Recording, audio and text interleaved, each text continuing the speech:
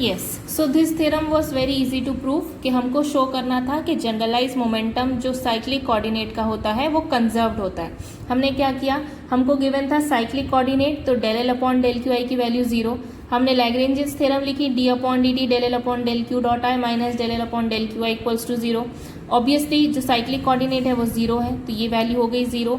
अब D upon D T del L upon del Q dot I, D upon D T cancel होकर remove हो गया, अब बचा सिर्फ del L upon del Q dot I. तो दैट मीन्स अगर आपको डेरिवेटिव हटाना है तो आपको क्या करना पड़ेगा, इंटीग्रेट करना पड़ेगा।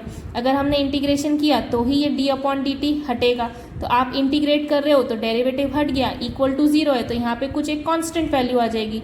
सो therefore you get del L upon del Q I equals to constant. Del L upon del Q I क्या है, पी आई है, तो therefore you are writing P I equal to constant. Okay, so next topic is integral motion. The next topic is integral motion. Okay, तो integral motion क्या होता है, जब भी कोई फंक्शन डिफाइन होगा, जब कोई फंक्शन डिफाइन होगा f is a function of Q I comma Q dot I comma T, अगर ये फंक्शन डिफाइन होगा तो इसके जनरलाइज कोऑर्डिनेट्स कौन कौन से हैं, इसके जनरलाइज कोऑर्डिनेट्स है क्यू आई, और इसका जनरलाइज्ड वेलोसिटी या मोमेंटम क्या है, तो वो है क्यू डॉट आई। तो जब ये दोनों जो वैल्यूज रहेंगी ये क्या होगी, if the function f remains constant during the motion of the system, मतलब अगर ये फंक्शन f कांस्टेंट है पूरे फंक्शन के मोशन के वक्त, तो फिर, और ये किसके ऊपर डिपेंड होगा, it depends only upon the initial conditions. If it depends only on the initial conditions क्या होगी, Q I and Q dot I, then such a function is said to be integral of motion.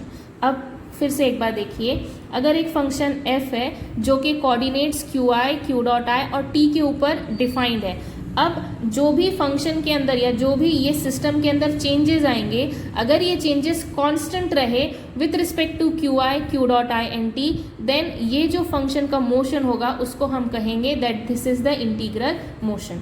So it is defined as, let f is equals to f of Q I, f is equals to f of qi comma q dot I comma t is a function,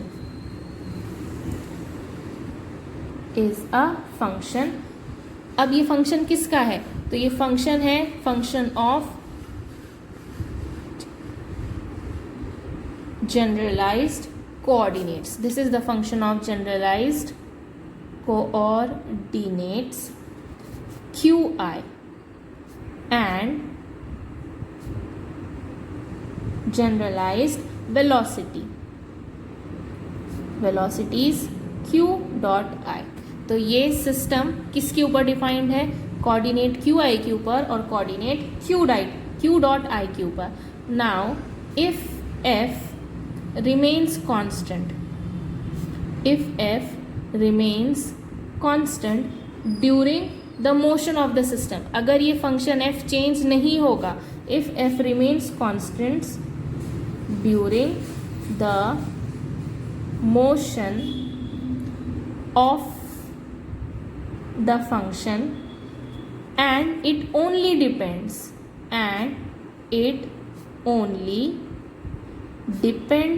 on the initial condition,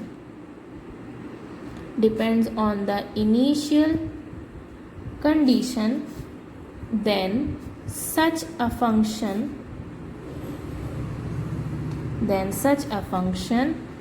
is called integral of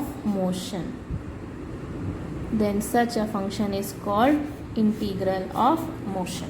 So कोई भी function अगर constant रहा through out the movement, अगर उसका initial और final displacement उसकी value अगर constant रही, जो इनिशियल में था वही फाइनल में रहा, तो फिर वो फंक्शन के मोशन को हम कहेंगे integral of motion.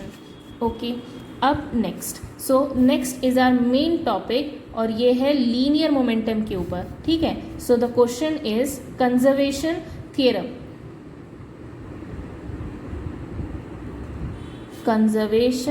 Theorem.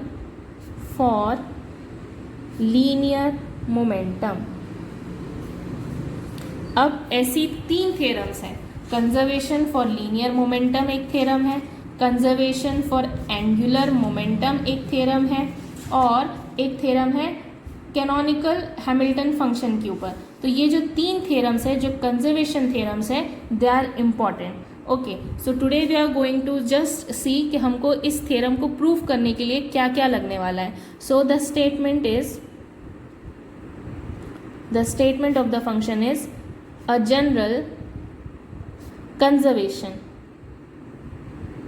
general conservation theorem of general momentum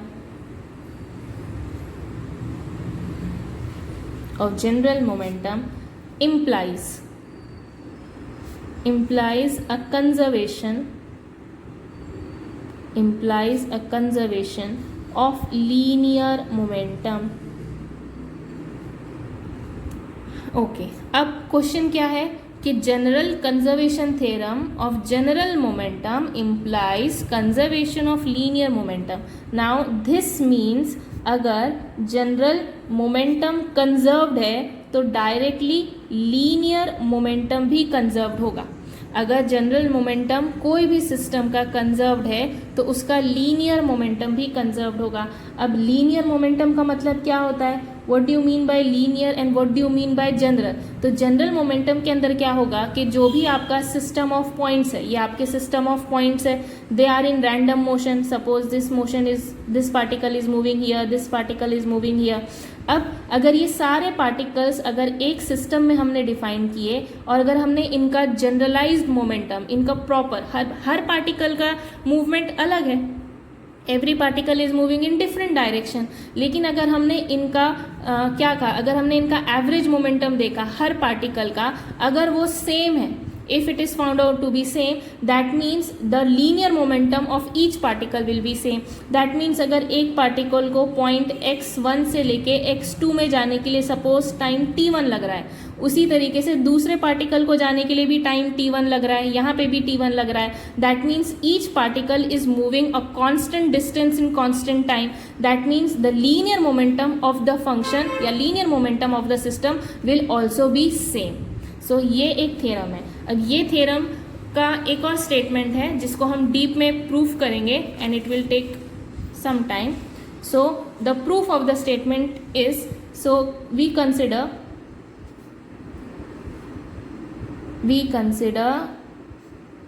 2 points A and B।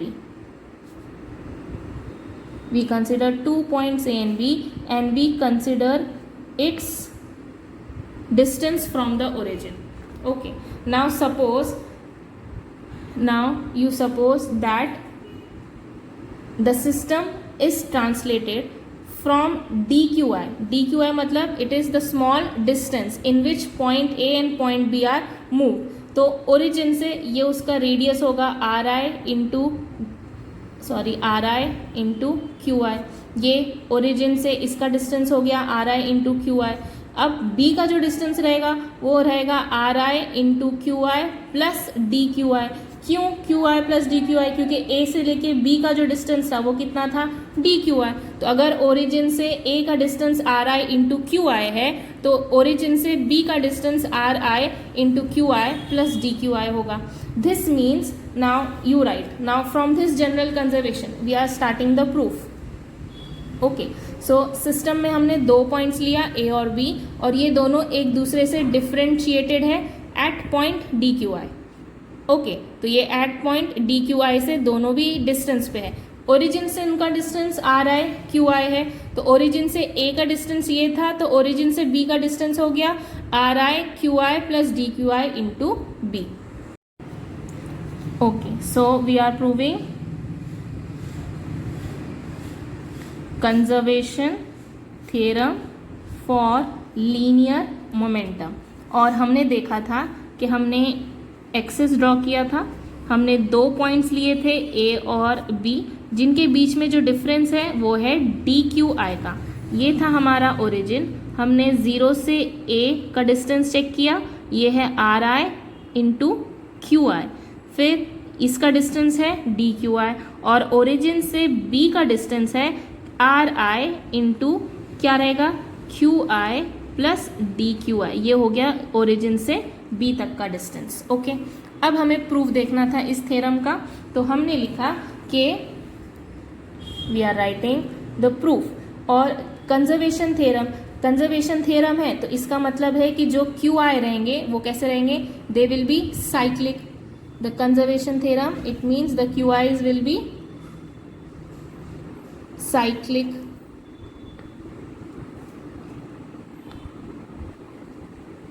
Yes, so we will say कि from the generalized conservation theorem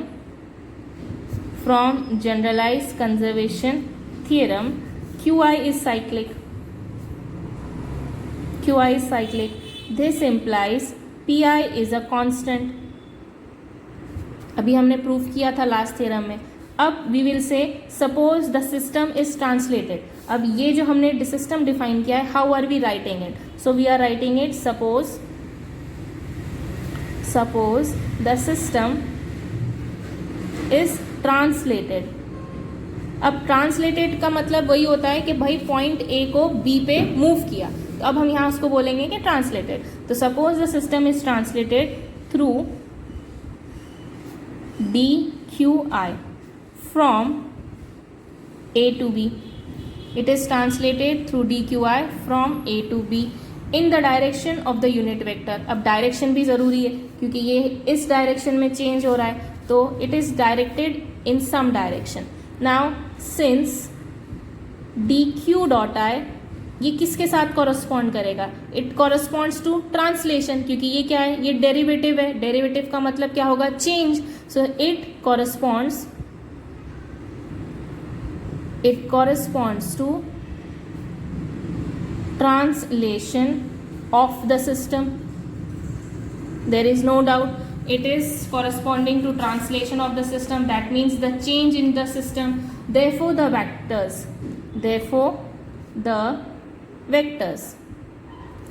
Ri into QI and Ri QI plus DQI, ये जो vectors है they are shown in the diagram respectively because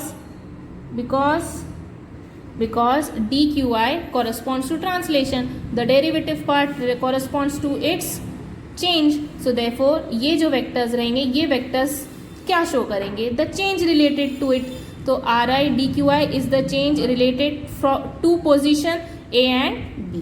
Okay, so this means you can write that vector AB is equals to OB minus OA. See, vector AB is equals to OB minus OA. Very correct. This means you will write Ri plus DRI minus Ri is equals to DRI. हमने पहले ही बोला था कि भाई vector AB इन दोनों के बीच में distance कितना है? इसमें डिस्टेंस है DQI का, तो DQI का डिस्टेंस था, लेकिन O से B का जो रिलेशन है वो है Ri into DQI, sorry Ri into QI plus Ri into DQI। तो D क्या था? चेंज था, तो जनरल AB की वैल्यू हो गई DRI।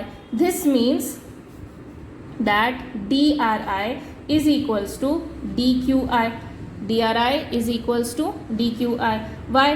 क्योंकि जो चेंज है वही विद रिस्पेक्ट टू Ri है। So therefore you can say this. So ये हो गई आपकी equation number 1। This is your equation number 1। Now the translation of the body does not affect its velocity। हमने पढ़ा है कि जो ट्रांसलेशन है, जो चेंज ऑफ वेलोसिटी है, वो बॉडी के मोमेंटम पे इफेक्ट नहीं करेगा। सो अगर ये अफेक्ट नहीं करेगा तो मतलब कि ये इसकी एनर्जी के ऊपर भी इफेक्ट नहीं करेगा। मतलब कि translation do not affect the kinetic energy of the system, क्योंकि सिस्टम के अंदर जितनी एनर्जी होगी वो उतना ही मूव कर पाएगा। सो therefore you can say that translation do not affect the system kinetic energy of the system. This means now the kinetic energy of the system is suppose denoted by T. So therefore you will write del T upon del QI is equals to 0. Name it equation number 2. Q del T upon del QI equals to 0। T हमारी kinetic energy थी और उसका कोई भी change मतलब kinetic energy remains unaffected due to the motion of the particles in the system, क्योंकि kinetic energy is always conserve, है ना। So therefore del T upon del QI equals to 0। लेकिन क्या था कि भाई QI इज साइक्लिक, QI जो था वो तो साइक्लिक था, इसका मतलब होगा कि del L upon del QI is equals to 0, del L upon del QI equals to 0। लेकिन हम लैग्रेंजियन कैसे डिफाइन करते हैं? Lagrangian is defined by L equals to T minus V करते हैं ना। Lagrangian equal to kinetic energy minus total energy, या kinetic energy या total energy minus V, V is the potential energy. This means अब हम L को किसके साथ रिप्रेजेंट कर सकते हैं? You will write del L upon del QI is equals to del T upon del QI minus del V upon del QI। Correct. del L upon del QI की value तो 0 थी, तो ये पूरे टर्म की वैल्यू हो गई 0। So you will write del upon del QI T minus V equals to 0, del T upon del QI T minus V equals to 0। अभी from equation 2 you have already shown कि ये जो part है ये value 0 थी। This implies del V upon del QI is also equals to 0। मतलब अगर kinetic energy is remained unchanged, therefore you can say कि potential energy also remains unchanged. Name it equation number 3. अब you name, हमको मालूम है कि जो potential energy होती है वो negative energy होती है, so therefore you write del V upon del QI is equals to QI. You are denoting minus del V upon del QI equals to QI, and this is the generalized force. This is the generalized force. So now अब हमको क्या मिला? So from these equations you can say that QI is equals to summation of all FI into del RI upon del QI। कैसे? QI क्या था? Potential energy of the system. Potential energy of the system क्या होगी? Total energy of the system. तो total energy किसके साथ defined थी? FI के साथ डिफाइंड थी। del RI upon del QI क्या है? The change in the system. तो चेंज इन द सिस्टम क्या था? हमने ऑलरेडी बोला कि change in the system is unaffected, it is not affected. Therefore you can say कि पूरा सिस्टम कैसा है? QI equal to FI del RI upon del QI। इससे हमको एक बात और पता चलती है कि ये जो सिस्टम है this is a constant function. क्यों कांस्टेंट फंक्शन है? क्योंकि पूरे फंक्शन की जो एनर्जी है वो किस पे डिफाइंड है? QIQ पर डिफाइंड है। QI क्या था? हमारा पोटेंशियल एनर्जी था। मतलब कि ये जो सिस्टम है इट इज एट रेस्ट। अभी हम सोच सकते हैं कि भाई ये फंक्शन कैसा है? This function is at rest. So therefore you can say that QI is equals to F into n bar. क्यों n बार? हमने ये del RI upon del QI को n के साथ रिप्लेस कर दिया। So therefore you will write that QI is equals to, या सिर्फ Q is equals to F dot n, क्योंकि I क्या था? I तो वेरिएबल था, तो F is equals to Q dot n। और F क्या है? F है total energy. F is the total energy, और you can say it that it is the total force. Okay, तो अभी तक हमने क्या किया? अभी तक हमने चेक किया कि भाई हमने 2 पॉइंट्स लिए, इसका डिस्टेंस था DQI के साथ। अगर DQI के साथ इसका डिस्टेंस था तो हमने O से A और O से B हमने इसके पॉइंट्स निकाल लिए। अब हमको पता है कि जो ट्रांसलेशन है it does not affect the kinetic energy, क्योंकि हमको स्टेटमेंट में गिवन है कि conservation theorem of linear momentum. Question में ही है कि मोमेंटम कंजर्व हो रहा है। मोमेंटम कंजर्व हो रहा है इसका मतलब टोटल एनर्जी 0 है। अगर टोटल एनर्जी 0 है तो लैग्रेंजियन का फॉर्मूला होता है L equal to T minus V. अगर L equal to T minus V, T is conserve मतलब T is 0। Also Lagrangian L is 0, क्योंकि L किसके लिए डिफाइंड है? QI के लिए। QI कांस्टेंट फंक्शन है, तो सारी की सारा फंक्शन अब किस पे डिपेंड हो गया? V के ऊपर डिपेंड हो गया। V क्या है? पोटेंशियल एनर्जी है, तो del V upon del QI की वैल्यू 0 हो गई। अब हमने ये पोटेंशियल एनर्जी के लिए जनरलाइज फोर्स डिफाइन कर दिया, क्योंकि अब हमको मालूम पड़ा कि हमारे सिस्टम में एक ही टाइप का फोर्स एग्जिस्ट कर रहा है, वो है पोटेंशियल एनर्जी। तो पोटेंशियल एनर्जी निगेटिव रहती, तो हमने उसके लिए फंक्शन डिफाइन कर दिया। ओके, अब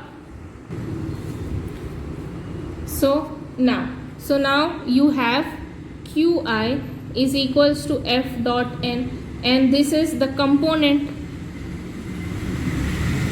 component of total force, It is the component of total force and which is directed in the unit vector. Directed along the unit vector. It is directed along the unit vector. This means कि Q I की value तो भाई zero थी. हमने अभी देखा कि भाई टोटल एनर्जी जीरो है तो काइनेटिक एनर्जी जीरो है तो पोटेंशियल एनर्जी जीरो है, तो क्यू आई की वैल्यू जीरो होगी. तो अभी जो हमने डिफाइन किया था F dot N, this should also be equal to zero. Now this means कि जो कंपोनेंट ऑफ फोर्स था वो पूरा के पूरा वैनिश हो गया. This means F vanishes. This means F vanishes in the direction of n cap. f vanish हो गया. this means अब now लीनियर मोमेंटम पे आइए. लीनियर मोमेंटम क्या है? Linear momentum pi. pi is denoted by del L upon del Q dot I. that means momentum pi is equals to del L upon del Q dot I. L की जगह आप लिखो t minus v क्योंकि Lagrangian is the function of kinetic and potential energy. This can be written as del t upon del Q dot I minus del v upon del Q dot I. अब already kinetic energy क्या थी? Zero. Potential energy minus del V upon del Q I की value हमने क्या लिखी थी? Zero लिखी थी. तो इसका मतलब है कि पी आई का जो फंक्शन रहेगा मोमेंटम किस पे डिपेंड होगा? देखो momentum cannot depend upon potential energy क्योंकि मोमेंटम क्या होता है? Change in the velocity. तो del T upon del Q dot I के ऊपर ये डिफाइंड होगा क्योंकि वी आई की वैल्यू तो हो गई जीरो. लेकिन काइनेटिक एनर्जी, अब ये टी के लिए हमको सॉल्व करना है. तो काइनेटिक एनर्जी का फॉर्मूला क्या है? T is equals to half M I R dot I square. Half M V square formula है. तो T is equals to summation of all half M I R dot I square. तो P I क्या हो जाएगा? P I will be del upon del Q dot I summation of all half M I R dot I square. ये हो गया हमारा P I. अब इसमें से हाफ तो कांस्टेंट था, हाफ बाहर लिख दिया. एम आई कॉन्स्टेंट है, एम आई को बाहर लिख दो, M I upon two. Then summation del upon del Q dot I R dot I square. ये डेरिवेबल है तो आप इसको क्या लिखोगे? Two down R dot I. ठीक है, R dot I as it is. उसके बाद में आर डॉट आई का डेरिवेटिव, तो derivative of R dot I upon del Q dot आई. ये हो गया इसका पार्शियल डेरिवेटिव. अब सिंप्लीफाई करिए, half half cancel, summation as it is रहेगा क्योंकि समेशन हमने बाहर निकाल लिया था. तो half half cancel, you are getting summation of M I R dot I into del R dot I upon del Q dot I. Now summation M I R dot I again del R dot I del Q dot I. अब ये जो del R dot I है upon del Q dot I है, इसको आप replace कर सकते हैं by you will write summation of M I R dot आई.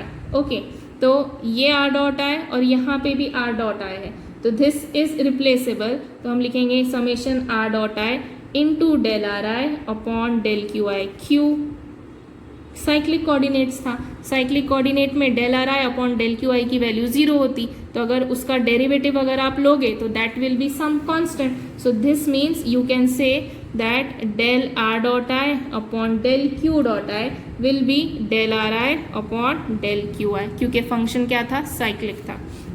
ना summation M I into R dot I, M I into R dot I क्या होता? मोमेंटम होता.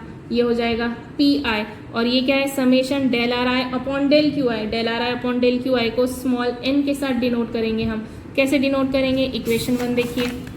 There is equation 1. This del are i can be replaced by del Q i. So therefore we are writing del are I upon del Q I को आपने replace कर दिया and this will get cancelled and you will get p i into n. Why p i into n? क्योंकि summation था, there can be n terms, तो देखो p i into n. This means आपने start किसके साथ किया था? You have proven कि P I is equals to, yes यहाँ पी की जरूरत नहीं है क्योंकि summation M I into R dot I is momentum. So you have proven that P I is equals to P times N bar. तो P I equals to P times N bar, मतलब जितना भी momentum होगा वो P into N रहेगा, मतलब जितने terms रहेंगे, जितने पार्टिकल सिस्टम में रहेंगे उसी का मल्टीपल रहेगा. This means that now if P I is constant, now if pi is constant imply p dot n is equals to constant. तो pi क्या था? टोटल सिस्टम, सारे के सारे सिस्टम जिसमें i वेरिएबल, जिसमें i पार्टिकल्स है उसका था, वो किसके साथ इक्वल है? एक पार्टिकल के मोमेंटम के साथ इक्वल है. तो इसका मतलब हम क्या बोलते हैं कि पूरे सिस्टम का मोमेंटम इक्वल हो गया एक पार्टिकल के मोमेंटम से. This implies that the system या momentum, generalize momentum is equal to the linear momentum, क्योंकि पी आई क्या है? पी आई है पूरे सिस्टम का जिसके अंदर n पार्टिकल्स है, वो किसके साथ इक्वल है? Momentum of a single particle के साथ इक्वल है. So therefore you say that generalised momentum implies conservation of linear momentum and hence the theorem.